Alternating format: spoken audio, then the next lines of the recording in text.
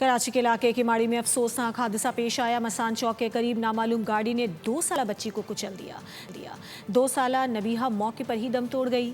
हादसे का जिम्मेदार ड्राइवर गाड़ी समेत फरार हो गया, जिसकी तलाश जारी है।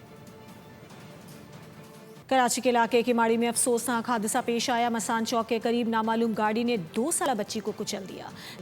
2 साला नबीहा मौके पर ही दम तोड़ गई। हादसे का जिम्मेदार ड्राइवर गाड़ी समेत फरार हो गया, जिसकी तलाश जारी है। कराची के इलाके की माड़ी में अफसोसनाक हादसा पेश आया। मसान चौक के करीब नामालूम गाड़ी ने 2 साला बच्ची को कुचल दिया। 2 साला नबीहा मौके पर ही दम तोड़ गई। हादसे का जिम्मेदार ड्राइवर गाड़ी समेत फरार हो गया, जिसकी तलाश जारी है। कराची के इलाके की माड़ी में अफसोसनाक हादसा पेश आया। मसान चौक के करीब नामालूम गाड़ी ने 2 साला बच्ची को कुचल दिया।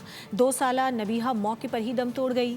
हादसे का जिम्मेदार ड्राइवर गाड़ी समेत फरार हो गया, जिसकी तलाश जारी है।